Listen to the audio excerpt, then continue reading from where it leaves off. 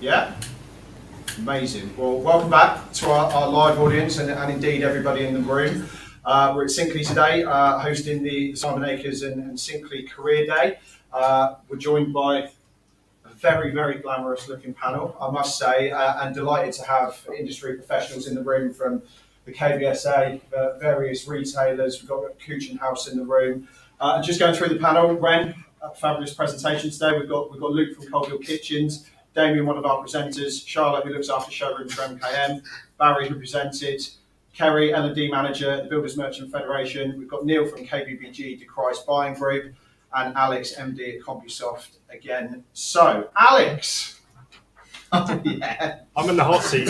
Alex, my first question to you, Sinkley being a global brand, which country fully supports education best, and how do they? A very difficult question to answer. But I'll be diplomatic as I'm based in the UK, and I would say it's the UK because over many years we've introduced several apprenticeship schemes that have proven successful in various functions of our business, from administration to IT to customer support. And it's an area of our business that we're very keen to promote within in terms of learning, ongoing learning. And as I said at the start of today, in terms of training, what we've achieved today, or hopefully what we can get from today, is going to benefit our local industry greatly. Absolutely. Very good. Very good. Hi, Kerry. Hi. Kerry, as L&D manager for the BMF, what support do you offer for people considering a career in merchanting? First and foremost, it's kind of educating people on actually what merchanting is. So actually we'll go out to schools and colleges and we'll talk to different young people around actually the opportunity they have within career development. So if we think about the opportunities around apprenticeships, etc., and we start to build on the level 2 programs right the way through to degree programs, there's an opportunity there, quite rightly, as Barry said earlier, around that career pathway isn't just a straight line, and you can kind of go branch to boardroom at any of those levels at any stage of your journey. So in terms of supporting people with that career opportunity, understanding the advice and guidance, I was talking to Brooke this morning, and one of the things I sort of said to him was actually, what are your hobbies? Because actually what we know is that if people enjoy things, actually they're going to go into that kind of career, or it's going to help support them, and actually they'll be more engaged in their work, etc. So off of the back of that, opening up those discussions around actually what we enjoy, what we don't enjoy, and how that links into some of those different career opportunities and job roles out there, that then support it, link it back into apprenticeships, further development, etc. So we'll very much talk to young people, promote it, and support businesses with the type of roles and actually advertising for that category of people as well. That's great. Thank you, Karen. Sticking on the merchant thing. Hi, Charlotte. Hi. Charlotte, MKM, fastest growing merchant with a very strong KBB presence, not down to some amazing work by yourself especially. What are MKM doing to support attracting more apprenticeships, and why are you doing it? Why are we doing it? It's because we should be doing it to give back to the industry. It's our future customer. What are we doing? We've got apprenticeships across all of the different business areas. We've specifically got the kitchen one. So we've got the level 3 in kitchen and bathroom furniture design. We're working with Leap as a partner. We've got people on different stages of that, so we don't have to wait for a cohort. They can join when they like. We support that progression within MKM externally, as well as the training curriculum. So we do extra activities, get them all together. because they're based nationally up and down the country. So we've got people in Scotland, south, southwest, central. So we get them all together. They might help each other and support them in their development through that. And that's a continuing apprenticeship that, for as long as it's available, we'll continue to support. Amazing. How many apprentices in the business at the minute? Oh, good question. I'm not sure. Specifically on the level 3, I think we've got 11 or 12. Amazing. So, yeah, but we're growing that all the time. So we open more branches, new branches, and we're growing. And do you have apprentices within MKM at different age ranges? Yeah, so we do, and that's a really good point actually. So we've got some apprentices that are in their 30s and they're a career change. They've got some are married, children, and it's a career opportunity. We don't pay minimum wage, so we pay above the minimum wage. We pay an actual salary for that role, with opportunities. Once you finish that, to progress even further, do other apprenticeships within the business. So it might not be that they want to stick in customer service or a level 3 in design. They might want to go into business management, leadership. So we've got all of those options as well. Amazing. Luke, somebody that I work with, and I know you have apprentices within your businesses. We do. From an independent retailer's perspective, what advice can you offer to young people looking to obtain their first position within the industry? Okay.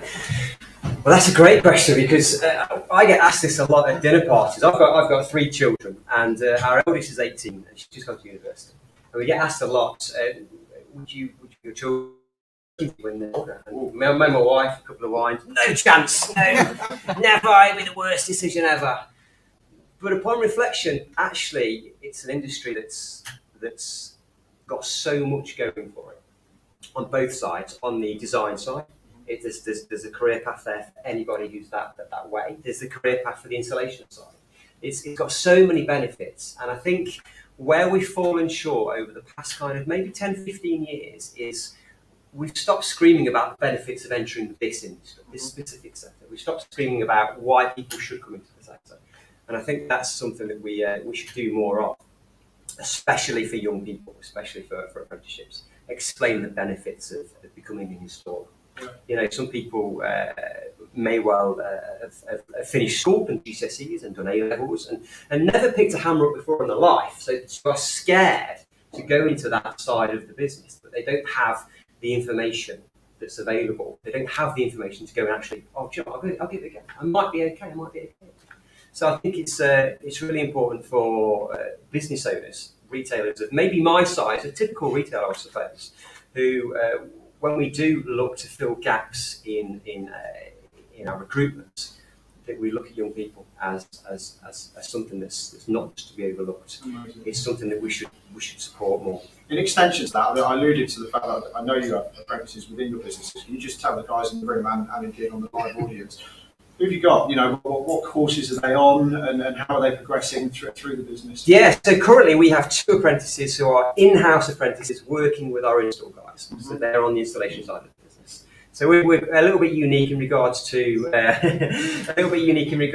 typical KVB retailer. We employ all of our installers, have our own teams on our books. So we have the opportunity to bring in young apprentices, and they're called fitters mates, and we put them with highly skilled installers who have been installing kitchens for 25, 30 years plus. And there's no better education. There's no better education than putting somebody with somebody else who has that experience. They can learn off them every single day. Testament to everything we're talking about today. Thank you, Luke. Barry, Luke being a premier construction training provider, what's your future vision for apprenticeships and the longevity of funding? Well, the longevity of funding was talked about a little bit earlier on, and the worry was that it was going to go. I think last time I looked, there was about £3 billion sitting in that account that could be spent. I can't see. £3 billion. Yeah, I can't see, to be honest, any government coming in and saying let's scrap that, because it's a cash cow. That money is then sunsetted. So if it's not used after a certain period of time, It's called sunsetting, so the government take that back. It's meant to be spent on education, but I'm assuming it is, but I don't know. The sunsetting sort of process hasn't started. We started in 2017, I think, but the original 2017 levy white paper that came out, talked about giving industry the power. And that wasn't the case. I've worked in apprenticeships and delivering apprenticeships for many years.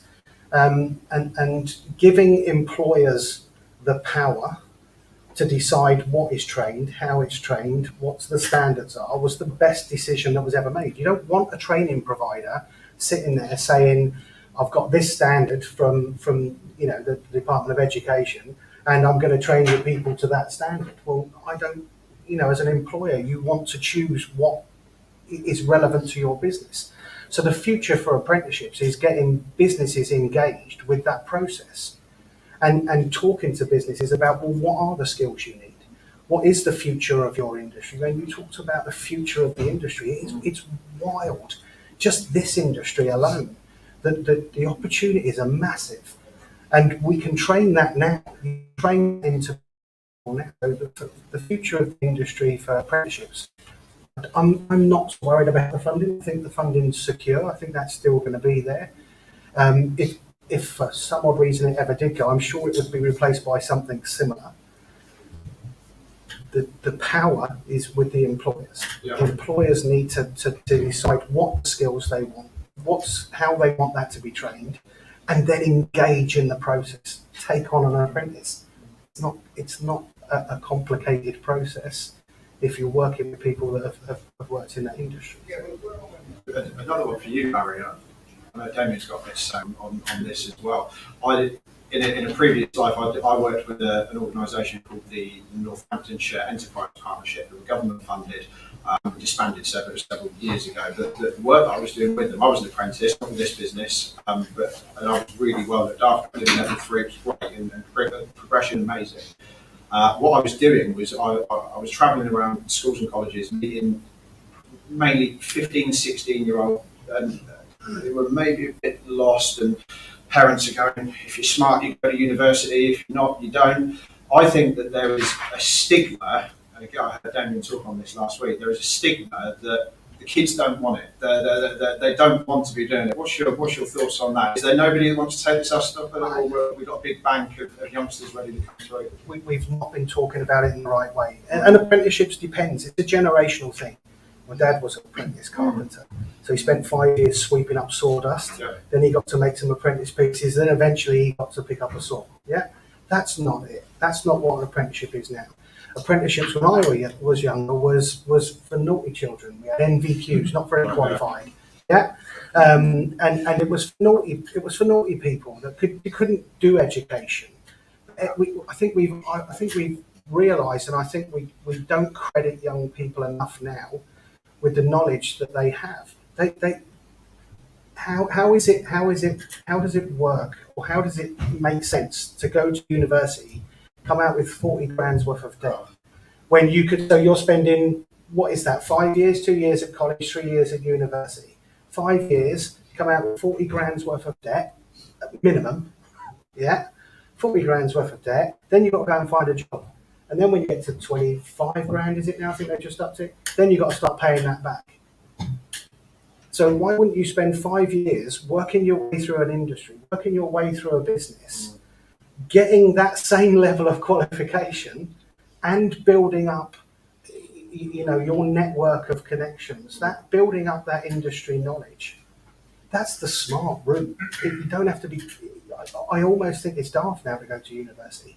I'm not saying university is both my kids went to university, but they've gone into specific industries that needed that full of IT and teaching. Yeah. So that there's routes that are right for university, but when you're talking about our industry, we've got to promote this industry in the same way that we think about university. It's go and do this in this industry, and that's the key. If we can talk about the industry in a way that is positive, we can talk about growing this industry, and we're not going to stop building houses, are we? as close as you can get to a job for life, it's this industry. It's as close as civil service isn't a job for life anymore, is it?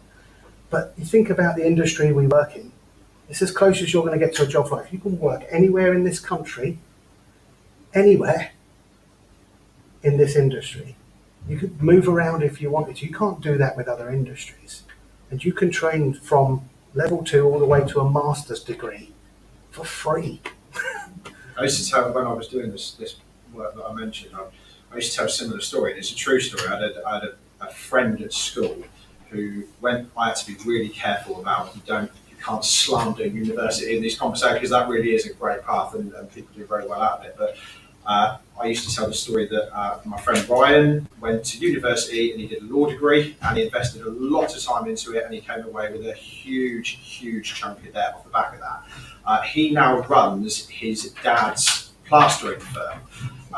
And he could have done that anyway. You know, he would have taken him on, he could have done an apprenticeship potentially, and he could have learned that business, and he would have gone on to do it. So he is now in a situation where he's got a degree that he's probably not using, and that used to really hit home with some of the youngsters I was talking to. 50% of people that go to college and do design don't go into design. Mm-hmm. They don't go into the industry. Yeah. They've got a 50-50 chance. Half of the people that are being paid, so colleges are being paid to turn out designers, and half of them aren't going into this industry. Why? Yeah. Because they don't know. They don't know about it. Because it. I would say exactly the same. I went to college and studied design, art and design. I never even thought about going into a builder's merchant. My dad was a plumber. He happened to go into a builder's merchant where they were recruiting. I was like, yeah, that sounds cool. And That that's was a prime it. That's how example, I fell into it. which is a prime example of our kitchen and bathroom programs that are running now. So with that level 3 fit fellowship, the amount of students that are on that program at the moment that have been to university and done art and design, they've come out of university, they've not developed the skill set that they need, they've then fallen into working in a merchant's. Yeah. Our whole cohort that we have now, they are all amazing designers, and they've all done some different form of design, be it photography, art and design, creative stuff. The stuff that they've done blows me away, and the stuff that they continue to do personally and they post on their own social media blows me away. And I'm really grateful that they've chosen us to kind of now explore that creative outlet in kitchens and bathrooms. But they're getting to do something that still floats their boat and something that they want to do, professionally. David, have you got anything? I know you do a lot of amazing work with youngsters. You know, is there a big pool of people ready to jump on this? There's a misconception that all kids want to do is TikTok and social media. It's not true. It's not true. So let's talk about level 3 fitted furniture apprenticeship. What I know. On average, for usual trade, so when somebody creates an apprenticeship and they create a job as an apprentice, they go out to the market and create a job post that would attract candidates in the same way that if you were doing any job in the US. So typically speaking, for most trades, let's say an electrician and a plumber, and this is fact, that would attract 5, 6 applications, broadly speaking. The level 3 fitted furniture apprenticeship is attracting on average 30 applicants. So there's an absolute need. So much so that there is a bank that we're holding on to, which literally by the day will be decreasing. Of course it will. People aren't sitting around waiting for us to phone. There is a bank of 350 plus kids that have shown an interest in an apprenticeship, but we have no employers to employ them. So the funding's there. The funding's there, the kids are there, the need is there, Yeah. the employers are not. Why? And this is the question. Well, I think a number of reasons. Theresa May, I don't think it's a simple answer is what I'm going to say, but Theresa May said once in support of apprenticeships that apprenticeships are great, but for other people's kids, not for our own. No, she wasn't saying that. She was saying that actually in support of apprenticeships. She, absolutely wasn't. That wasn't an idiotic statement. That was a very carefully thought out statement, and she was absolutely right. Yeah. There is still this misconception, going back to your point, that apprenticeships is a plan B. Yeah. If plan A don't work, then we'll just do an apprenticeship. It'll be fine. But that couldn't be further from the truth these days. The modern apprenticeship is such an attractive, worthwhile qualification. People just don't understand it. But part of it's social, but a big part of it for our industry is that we just don't get behind it. It's as simple and as straightforward as that. Not enough people are talking about it. Not enough people are pushing it. Lots of people sit around and have lovely conversations and all agree how big a skills gap there is, but nobody does enough about it. That's not saying everybody. There's lots of good stuff that's happening here, and sitting next to this guy is like music to my ears. Yeah, sort of a little high five. Yeah, you get high fives all day off me for that. So there are pockets of goodness, but going back to your point around, how many people are on the apprenticeship, this industry needs thousands and thousands of fitters to fix a problem, and we've got 100 on the course. Not enough. Lovely, great, 100, fantastic. Let's all celebrate that, but let's not hang a coat on it, because that's not going to fix the issue, or even go anywhere some way towards fixing the issue. We need a wholesale change in the way that we view apprenticeships, and this industry has a responsibility to get behind it. Fact. And we know the problem's not going away. It's not going away. It's getting worse. Getting worse. It's getting worse. And it will get progressively worse. So over the next 10 years. Here's an example. You can see where it's going. A very real life example. So okay, COVID was was a bit of a spike. That's threw a bit of a curveball in for us all, didn't it? Right, but ordinarily around sort of November, December. I'm talking about the nationals now, because the statistics are widely available. The nationals ordinarily around November would be quoting 6 or 7 week, in some instances, can fit before Christmas in November, because fitter availability is sufficient enough to do so. I won't mention any names, but one big national retailer this year, last November, were quoting a 32-week lead time. 32 weeks that customer had to wait for an installation. How many customers walked out the door and decided, you know what, we deserve it, we'll do all of it, we'll think about the kitchen another time. So that affects everybody in here, let me tell you, that affects everybody in the room here. And that's just a snippet example of where we are. There's the problems, there's not just one problem that's causing this, it's a very complex time we live in, a very complex industry. But I'm a believer in breaking things down into bite-sized chunks. Let's not think about summit in Everest. Let's think about getting the base camp, and then we'll work out as we go. The analogy. That's all I know. But it's always that narrow focus, and I think most of the businesses that you can go and talk to, they always have this narrow focus. What are you doing today to get your figures for the end of the month? End of the month is future planning. Yeah. We're talking about a long-term solution. Apprenticeships are a long-term solution to what is currently a short-term problem. We haven't got enough people. Yeah. So it's a hard sell in that respect. Yeah. But we can have the same conversation. I've been having that same conversation in a number of businesses for 5-10 years, where they go, oh yeah, we're still struggling to get people in. Well, if you'd have trained people a year ago, you'd have people. If you'd have invested that time, that effort, and it is only time and effort. It is. That's all it is. It's not money anymore. It's not the blocker. It's time and effort. If they invest the time and effort now, the future is secure. And that's what we need industry and businesses to do, is start thinking long term rather than short term fixes. Now, let's just get this. We're worried about we can't get Manef oven, we can't get this, can't get that. We've got no drivers to move the stuff around. We're always concerned about this current problem.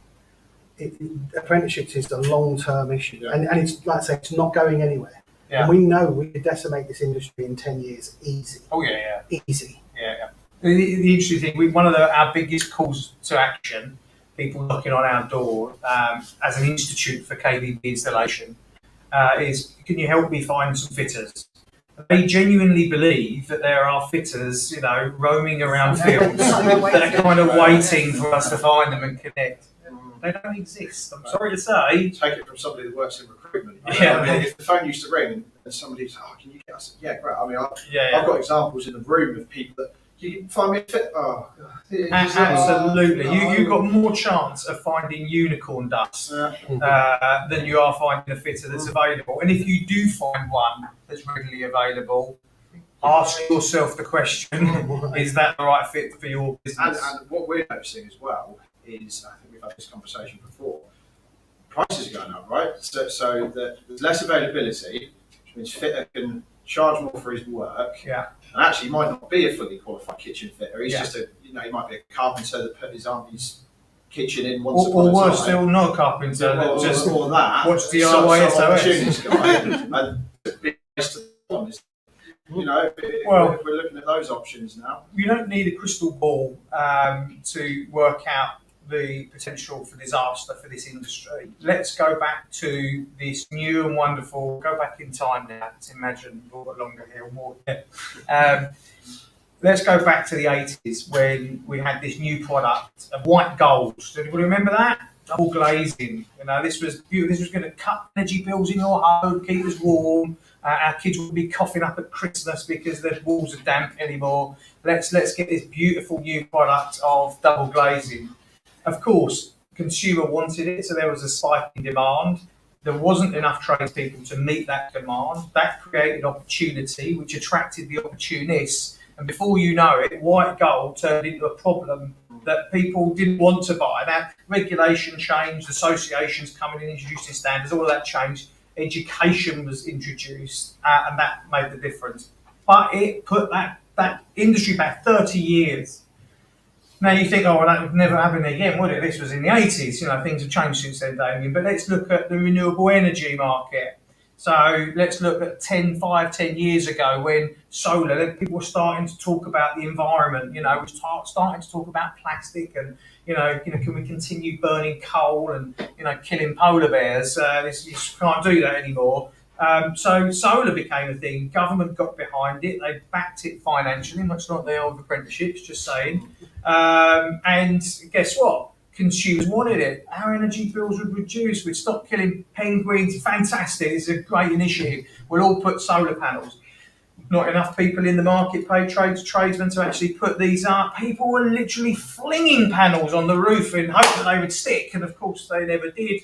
The reputation was damaged. The funding was removed, and the industry was set back another 10 years. We're there. People want kitchens, bedroom, bathroom. Same mistakes we've seen before. Absolutely. This is not. You don't need a crystal ball. You just need to just pick up the history books and look where it's gone wrong before. We're in a privileged position to be able to see that and learn by other people's mistakes. Yet we are not. And this is a problem. I think a lot of it for the employers, in my perception, is perhaps not knowing where to go. I mean, Neil, I'd like to bring you in on this one. So you're an advisory buying group, so you're visiting primarily independent KBB retailers. Yeah. Do you think they would know where to go? So if one of your guys wants to take on an apprentice, do they actually know how to do that? No, I think from members that I talk to, I think there's a very small amount, like Luke, that's very successful with going in that direction with apprenticeships. But the vast majority, I don't think would really know where to go. That might be because most of the members will subcontract their work out. So to them, it might not be their issue, not looking at the bigger picture, because the bigger picture is, most of the subcontract fitters out there are aged 50 plus, and there's that massive gap in between. So what happens when they either retire, stop doing it?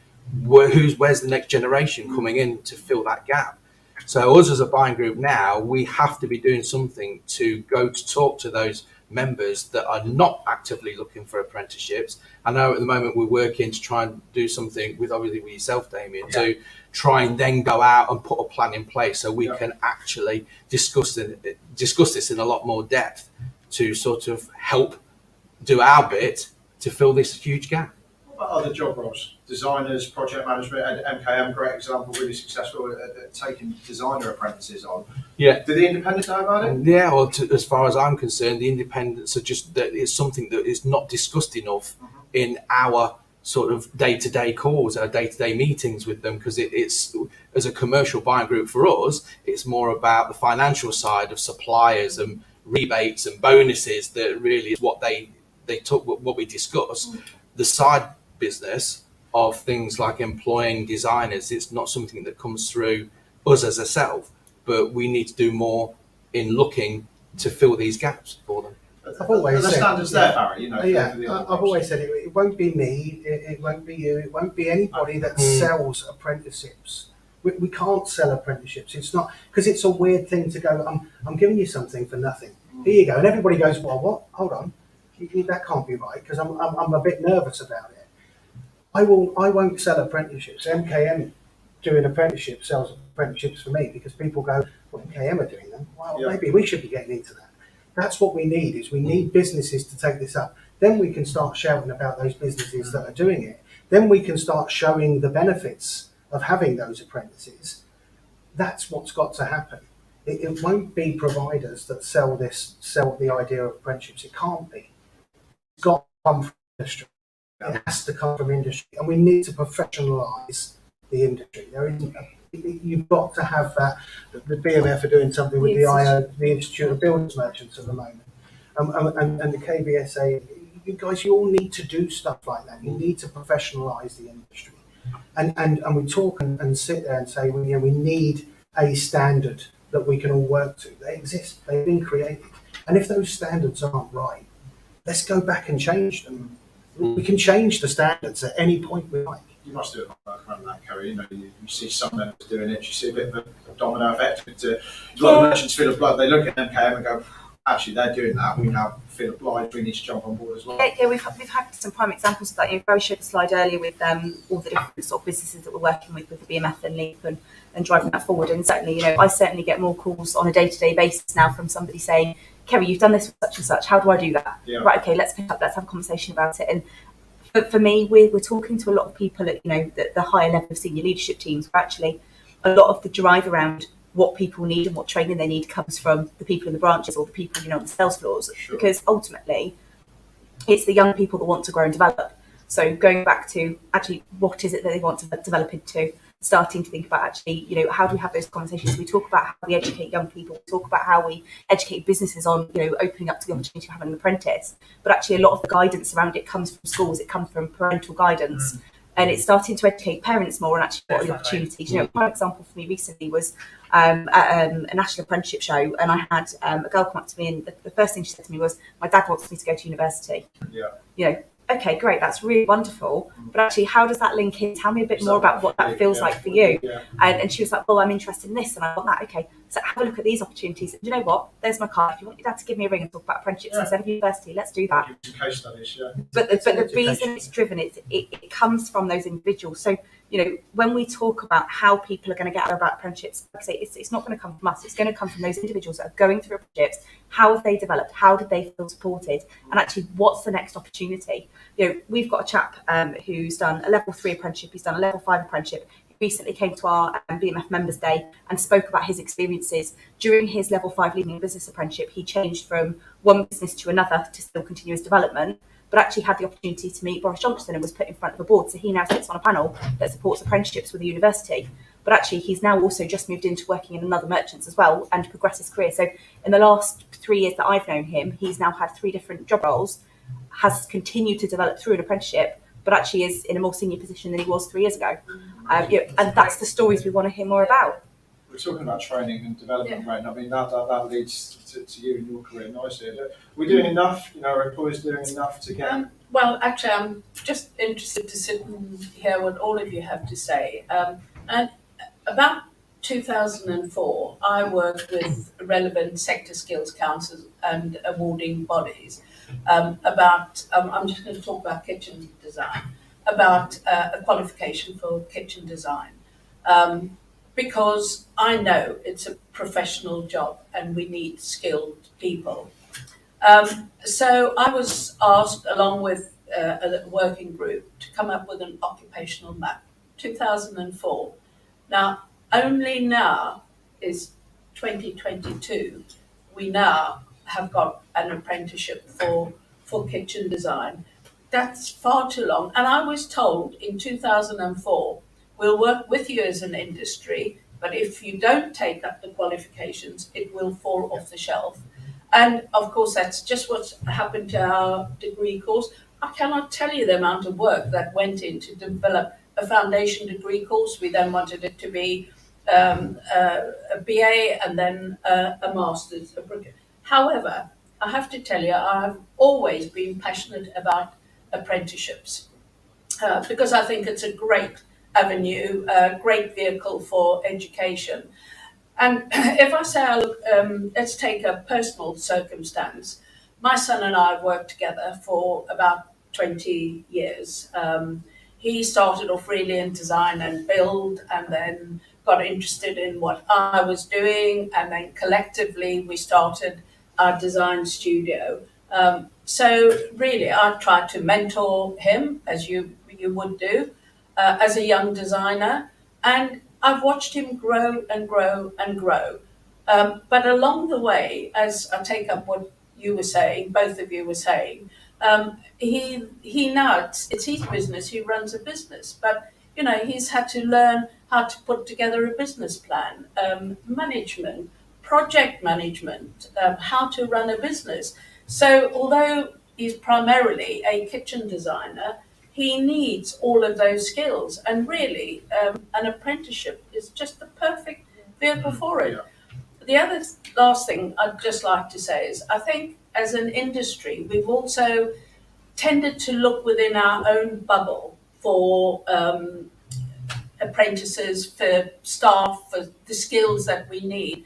We've never really cracked the code of how to get outside our industry to schools and colleges, because they are the learners of the future. I lectured at a FE college in interior design. I was absolutely flabbergasted that there was next to nothing mentioned about kitchen or bathroom design. Well, I mean, I started my careers doing hotels and restaurants, and actually, certainly in hotels, there were kitchens, bedrooms, bathrooms. So, we're not promoting our industry. We're not as our skills as a kitchen designer to the young people out there. So when they finish school, finish their A-levels, and they're looking for a career, they should be able to pick up the UCAS book, and there it is. Yeah. Kitchen designer, kitchen installer. We've just started doing some things where we've got schools coming to our central support offices in Hull. In Kerry, our L&D manager, she takes them around the whole business. So in central support, you can see all the different functions of central support, from marketing, but you've also got the whole branch attached to that as well. So you've got all the yard, the actual operational side of the builders merchants. Because again, how many school children would have ever been aware of the merchants? Oh, They've exactly. never had any exposure. Not on the radar, yeah. They might have gone into a Wix or a B&Q, but not into the merchant industry. So Yeah. we've just started with, I think it's just been the third group or the third school that's just come out. You know what? It's about getting up and doing things. Yeah. It's about Yeah. getting up and doing it. So stop talking about it. Let's just get up and get on with it. And I've done quite a lot of work over the last 5 years with the NKPA in North America, and they've got a thing called the Next Up Initiative, and they literally take the industry into schools and colleges. And they don't just talk about one part of the industry; they'll talk about all parts. It's like a roadshow that goes around the country, sets up in gym halls around the US, and literally they take it to the communities. Do we do that? No. So why should we be surprised that we are not getting the traction or the interest from the next generation? We've got to take a long, hard look at ourselves, people, and say that it's us. It's us. We're the problem. I think also, I mean, as a studio, we're members of the KBSA, because it's important for us to be telling our clients that we are a practice that delivers good practice. That has to have some sort of extra value. But we couldn't promote that if we felt our skills couldn't maintain that standard of good practice. So yes. I'd love to open it up to the room. I appreciate we're again running slightly over, but is there anybody in the room that would like to direct a question at any of our panel members, or indeed an open question? We've got the microphone as well. If I may. Please do. Who goes at the back? I can speak loud enough. I think Barry, you said it, and does that work?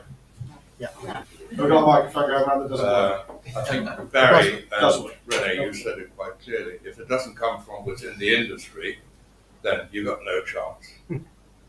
I also have to say, I'm normally very critical and kind of maybe more tend to be pessimistic, but I don't think we ought to be too pessimistic about it, because we've been talking about it, like you said, Renee, since 2004, and the world hasn't kind of closed down. We're still alive and kicking. But I have to say that when you look at the overall market and you look at the independent sector only represents 15% of the volume of the kitchen. Only 15%. So in simple terms, 150,000 kitchens. In value terms, it represents about 35%. That's huge. So if you look at the difference between the average value of a kitchen sold by the independent and a kitchen sold by the 85, the big 10 in the market, the Wrens and indirectly the Howdens and IKEAs, Magnets, etc., there's a huge difference in terms of the service that's provided by the independent sector. And also we mustn't forget that the independent sector, when you look at the windows to the kitchen world, so if you count each bricks and mortar shop as one window, and you look at each Wren outlet or superstore as one window, then actually over 50% of the kitchens, of the windows to the kitchen world, are represented by the independent. And unless you get the independents, and nobody can do it for them, unless you get the independent to take the initiative, gang together and demand the apprenticeship, then you got no chance. And what we have at the moment is we have a lot of independent dealers who make phone calls here and there, etc., etc. And I was sitting with two retailers the other day, and without being too specific, I was highly disappointed by their experience because they tried to make all sorts of phone calls to people who offer things, etc. And they said, well, at the end of the day, they either didn't get nowhere or they were asked to pay £500. And so they contacted the local college. And in both cases, they actually got the answers they wanted.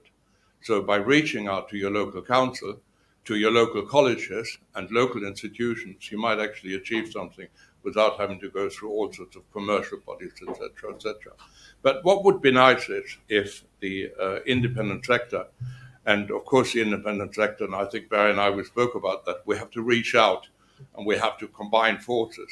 But it would be nice if the independent sector, like René, you said it, would, make a louder voice and demand better education and training. And I have to say, I shy away from saying it's a catastrophe. It is a challenge, but we also have to face the fact that to sort it out will take, 5 to 10 years, something like that. And if you think your experience over the last 18 years now, then I think it's about time we all stand up. And I'm not going to do a commercial here, so I'm not going to mention any words here. But I think I appeal to the independent sector to actually get together, sit together, and make a hell of a noise, and then speak to the government, speak to training and education providers and say, this is what we want, this is what we need. And there are enough examples in Europe. I have to say that when you look at the French or the German market, I don't have to go as far as the States. If you look at the German market, about 78 years ago, independent retailers got together and they founded a college for kitchen design, and that's still in existence. And if you actually go there and you do a 2-3 year course, which costs you less than 10,000 euros over 3 years, costs you less than 10,000 euros, you end up having a salary of 40,000-50,000 euros immediately, no problem whatsoever. And so that's what we should do, rather than doing. Everybody is trying to do something. I think we should all get together and have no vested interest, no commercial interest. And I think Barry and I, we had a long discussion about that. This can't be commercialized. No. It has to be, done on a much higher level. Yeah. So that's the end of my comment. Thank you. Anyone got anything to sound out? We've got any other? Should we have some questions at the front? Mr. Bird, sir. More of a comment than I try not to give a lecture. You can tell me when you've heard enough. I'm probably Do the you honestly think I've got it? oldest one in the room, obviously by a mile, that actually had an apprenticeship, which was 1957, because I worked it out. I got £3 a week. So I'm directing my comments to the youth here that are potentially apprentices. Apprenticeship scheme in those days wasn't, as explained earlier, something for someone else. It was actually a hell of a, you had a lot of credibility if you got an apprenticeship. I went to a grammar school. I could have gone to university if I was clever enough. I never found out. But I took an apprenticeship, and I regret that. It learned me an awful lot about life. was working with a man who was earning £12 a week. I was earning £3. I didn't demand his salary because I did his job. I wanted to be better at his job than he was and still get my £3 a week. Next year I'd get 4. Eventually some of us got responsibility bonuses. We got an extra £1 a week. When it all ceased, most of the apprentices, and that was probably 25 in a 5-year period, went different ways. I have to say 15 of them that I know of are dead. But pretty much, I'd say 15 out of them had finished up owning their own businesses or very good management positions. So it was something to look forward to as a career, a good starting point.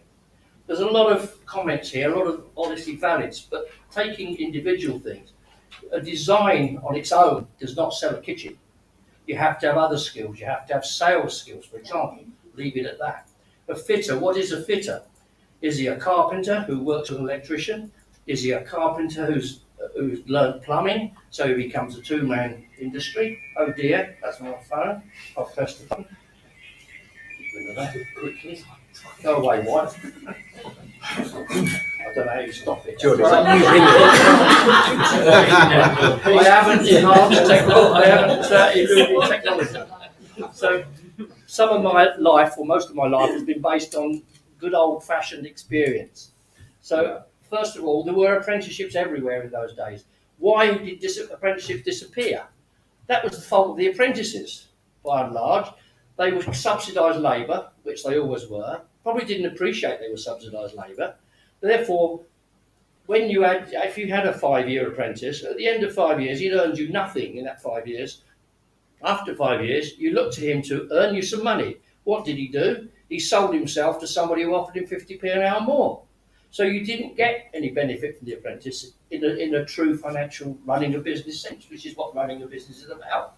So of course, eventually, the apprenticeship schemes, managers, retail, I'm not going to bother. That's why apprenticeship disappeared.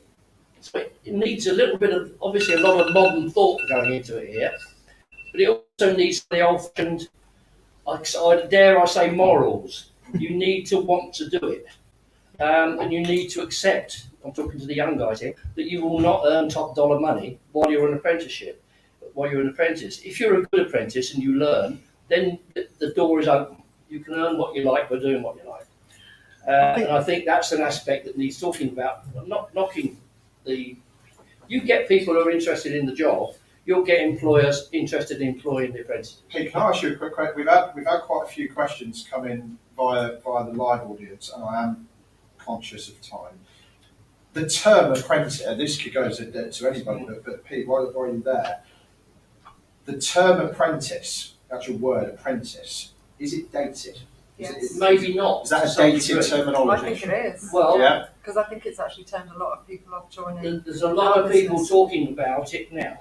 Yeah. A lot of parents talking about it. I've got one of the reasons I'm here. No, I wouldn't say it's parents. I'd say the people that are coming I'm to saying our one of the businesses. reasons I'm here is I've got a 15-year-old who'll be 16 next year who wants to go to music college, but I'm trying to say, and he lives in Surrey, so there's no way I can help him having a business on. Well, he's retired now, but there's no way he can be incorporated into our business, so it's not a soft option for him. And when this came up, I thought that's not a bad idea.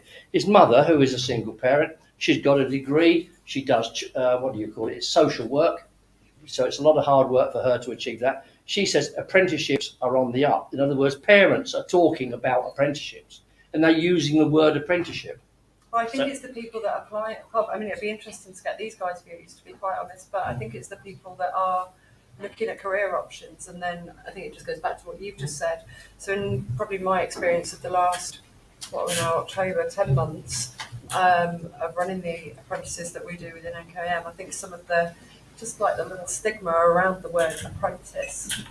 But actually, when you talk to both our branches that employ the apprentice and the apprentices, just remove the word apprentice and talk about the benefits to our business and also the benefits to the apprentice. We're not minimum wage. We're not. It's a little bit different. So there is a misconception. Yeah, it's not minimum wage. We pay above the minimum wage, and in some circumstances, we're paying the salary for the job that you are you're going to do. But I think So- I think it's a really good point though, because a lot of people used to use apprenticeships as cheap labour. Yeah. But and the fear always used to be, as you quite rightly said, you spend the next 3, 4, 5 years training these people out, they bugger off and becoming competition. But you can't view people like that. You can't. We're all in that industry anyway. But you'd never employ somebody, would you? Like as an employee, you'd never take somebody on if Be you the better thought they would company. leave. Be the better company so that they never want to leave. There you go. Yeah. Can I pick up a quick point from Peter saying about apprentices leaving? My younger son was taken on as a young QS by a company who sponsored him to take his masters, but built into the contract was that he had to stay, I think 1 or 2 years, I've forgotten now, really as a bit of a payback. If he left, he would have to have paid for his masters. So, perhaps, We can't can do we that. not do that? Can't do it with apprenticeships because it's It's not already our money. It's It's already government money. funded, isn't it? Yeah. So it's government money. It's not But our why would money. you we're ever do spending. that either? I mean, why would you ever tie somebody in? If your company culture is not good enough to want to keep somebody, why would you ever tie them into staying? Such a They're not good gonna- point. They're not going to be productive. And that's a misconception Yeah. again, isn't it? It's about forcing people as opposed to encouraging people to be part of that journey. Yeah. Apprenticeship should be the beginning of a journey, shouldn't it? And it should be It's not the end. exciting. It's the beginning. Kevin, front. Yeah. So how can an employer keep an apprentice? Engagement. Look Yeah, I after don't, them. yeah, I don't think Invest you in can, them. I don't think you can keep them. You want to, if they're doing something that they enjoy, and you're giving them the support, the guidance, and the tools to do something that they enjoy, and the culture of the company is great, you'll keep them. Yeah, I think if so many things of those aren't there, then you probably won't. Yeah, It's probably not absolutely, right for both parties. Yeah, you need to, as employers, we need to focus on the outcome of the apprenticeship. And we need to sell the benefits of what's going to happen when the apprenticeship is finished. Yeah. What's the pathway? That's what we need to do, because we've already mentioned that a lot of people in this industry fall into the industry, and the apprenticeships is what we're here to talk about. They're a direct path in. Yeah. And if we can, I can only talk about how we do it in Colville Kitchens. We will sit down with our apprentices and say, you are going to be employed as a fitters mate. You're going to be working with Jeff. But just have a look at Jeff. Jeff's been in the industry now for 25 years. Yeah. He earns a considerable amount of money, and that's something else that we don't do. We don't talk about money. We don't talk about salary. This is an industry where, let's be honest, we're well paid. Here's one. How much a kitchen fitter earns average a year? What would you say a kitchen fitter earns working for somebody like, let's just say B&Q? 25 grand. Any advances? 25. Come on, these are questions to you guys. What do you think? Shall I tell you? The average for a national retailer, these are guys that are churning out kitchens at a ferocious rate, £50,000 to £60,000 a year. I know a guy who has been a member of our organisation now. He hit his 10th year with us. Quite a young lad. He's 40, 45, not younger than you, but younger than a lot of us. 45 years old. He came to us 10 years ago. His biggest thing that he wanted to get out of it is he wanted to grow from a one-man band fitting kitchens for the national retailers to actually a business that had multi-teams.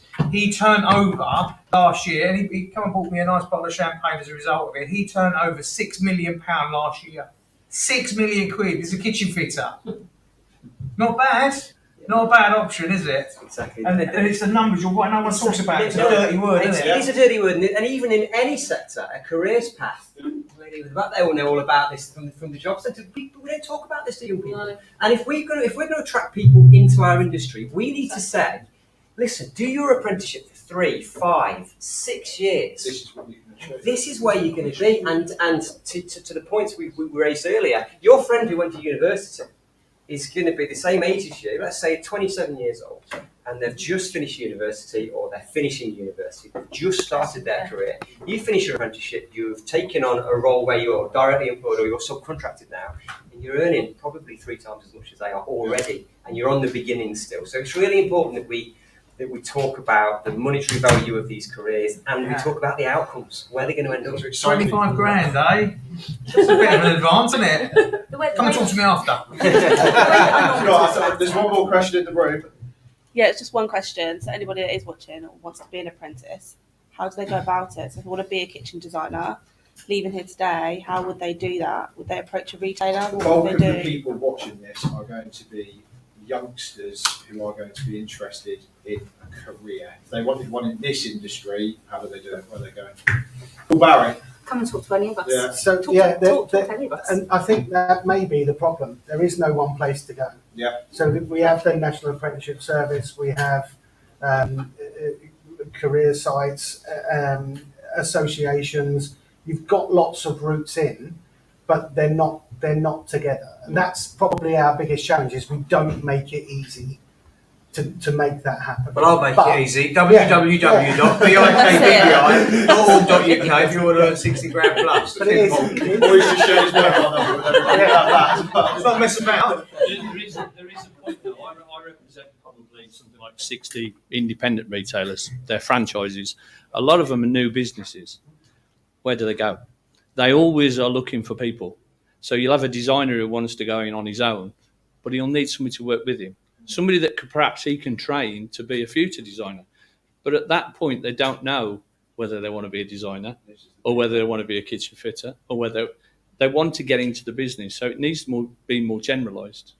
Yeah. And then it needs to work up from that to say, right, I really want to go into the design bit. I guess that's your. But then they've got sales training to go. I because- guess that's your strategic. You know what I mean? Yeah, your people planning, isn't it? For any business, whether they're small, medium, But as a startup business, these people don't know. Yeah. And this is where I think perhaps we are missing a trick. Yeah. Because we've opened 20 odd stores this year. And for me, that's probably 20 opportunities for an apprenticeship. Oh, absolutely. You know, I'm talking to one of the guys who's out the store. He's doing really well. He's selling lots of kitchens, but he's working on his own and he can't get anyone. So what does he do? Where does he go? And I think that is where we're missing out. So you guys are doing great work, and a lot of it is in the corporate world. So taking our gentleman here, his point, where do we go with the independents? Who's coming to me? Who's coming to Cooch House and saying, right, you're opening 70 stores, you want 100 stores by the end of next year. That's a lot of opportunity. Because these people come into the business and, you know, my job is to try and assist them with whatever they need. So at the end of the day, some of them are very good salespeople, but they don't know anything about business. Most of them don't know how to manage people, take people on, interview people. What opportunities do they give them? Who does that for them? Who helps them? I guess it's kind of nice and full circle, because that's kind of why we're here today. Exactly. Is to say it does exist. Yeah. There are people out there who are prepared to help and give you advice and guidance and support. And then I think maybe we need to look, as has been said a few times, as an industry, we maybe need to start thinking about, is there a one-stop shop? Uwe said it earlier on as well about, you know, we can't make this a commercial thing. It's not about egos or anything like that. It's got to be about the industry, and it's about giving people the choice, giving people the options. But yeah, come and talk to me. Come and talk to anyone. We mustn't lose sight. I accept that comment. We mustn't lose sight that commercial is what floats most people's boats. And again, it's not a dirty word. Commercial is fine. Okay. And we should talk about it a little bit more often, because if people can link commercial with apprenticeships, maybe they'll get it. Maybe they will get it. And that's what I think it is, an investment to be made. And you honestly, you genuinely, if you do it right, you achieve it, and you actually start to produce a model that you can replicate. Businesses like yours will breeze through this, because you create it once and it will literally replicate itself. The hard work's done. The hard work's done. Ren hasn't got to do another 15 years. She's done it. Exactly. Yeah, we don't have to do it. We haven't got to go find these pots of money anywhere. The government have got them. Well, 3 billion. Yeah, so it's there. We just need to utilise it. Stop talking about it and get on with it. And yeah, your point is, like I say, the reason why we're doing this is to be here to say there is help, there is advice, there is help out there, but we can only do this in small pockets. I've been round to loads of events this year, and I'll do loads more events next year, and it's just individual conversations at the moment. I think we need some sort of career hub for our industry, so that That was there is UTG, wasn't it? It was a perfect hub, was it not? no, but who outside the industry knew about the NTG? That was always the problem. Like, it's back to being in our own bubble. I think if we had some sort of career hub that actually went out to the wider. So as you were just asking, if I want to be a kitchen designer apprentice, where do I go? Well, actually, where do you go? You know, you would think there's got to be something within the kitchen industry or the bathrooms, you know, whatever. I think it's more about the demand. The NTG was there; it was perfect hub. Fiesta is there. I've not heard of them for a while. I don't know what's going on, but that's the politics up. I'm not talking about politics. What I'm talking about is facts. So, is the NTG here? Talk about Hold on a minute. That Barry got 157 apprentices. Yeah, fantastic. The apprenticeship for the installation Yeah. is no longer on its own. It's under furniture maker. It is. So the government has actually said there's not enough demand for it. Yes. We have enough retailers who are reaching out for apprenticeships, etc., and being talked into contacting apprenticeship management group, being charged for it, etc. And what I said before was, if they reach out to the local colleges, they get all the help they can. What we need to do is we need more of the positive messages from Barry to get to the market. Sorry, we also then need to supply. The comment was made. We also then need to supply. The comment was the made. colleges Hold on and a the minute. education and training. Guys, I'm gonna jump- Let me just finish this point. It's The point was made that there wasn't a vehicle in But if we place. want to turn There this has into been, commercial- and there is. So that's clearly not the issue. The issue here is about the industry's demand for it, and it's the industry that needs to do it. It doesn't need another vehicle. The vehicle's there. So let's not kid ourselves. Mr. I will Wallace. interrupt. I have a question from the audience. Can I read it, please? Ridiculous I have a statement. microphone. As usual. You don't need it. It's ridiculous. Okay. I've got a question from the lady from the internet. Looking right now for an interior and commercial design role is a hard pathway for anyone seeking an entry-level position. What tips could you give us? I am looking right now. This is a freelance interior designer that says, I'm looking right now for an interior and commercial design role. It's been a hard pathway for anyone seeking an entry-level position. What tips can you give us? Ooh. Big one. This is the thing, isn't it? I mean, this is the fact that she's going, hello, industry. You've got how many businesses starting this year? Yeah, exactly. We started 20 this year, so 20 businesses starting. It's not a bad starting point. Yeah. And we're looking to be at 100 next year. And Yeah. I can honestly say, although we've got a couple of apprenticeships in our head office, franchises, you know, and a lot of them are start-up businesses. They don't know where to look for anything. Yeah. You're guiding them through. They don't know how to employ people. They don't know who to talk to. So I know that there's bodies there, but actually, what are we doing about putting them in front of people? Yeah. Because we can do that with corporate businesses. I used to work for Wix, so I know they've got a very good apprenticeship system and all that sort of stuff. And MKM obviously got a good one. But the independent just starting out to sell kitchens, he's got so much to do, or she's got so much to do just to open the door. Yeah. And then it's like, I need somebody to help me. Yeah. And it's how do we get people like the How do person we get that's that? just, You know, just ask the question. I've got the skills. I want to do this. How do I make that happen? The answer is always going to be locally. Yeah. Is talk to your local design studios, talk to your local businesses, go and talk to them, and then talk to them about apprenticeships because they may not know about it. But go and talk to your local businesses. Find a business that's interested. Then they can get in touch, and we can make that happen. Yeah, I think our job after this as well is we'll find out where the young lady's based and we can signpost it. Do you not have you guys have got your careers page? Yeah, absolutely. Yeah, To contact Simon Acres directly. and they probably got a position they could find for. Yeah, absolutely. I think we can help with that. We as a business now, it's just another little initiative that we're running is we are advertising apprenticeships for free on our industry Which you job do board. for us at BMF as well. Absolutely, we think we should. And there are plenty of places like so. You might say the National Apprenticeship Service. We encourage everybody to advertise on there as well because, again, if you Google find an apprenticeship, it takes you to the .gov site and then it will take you to that site.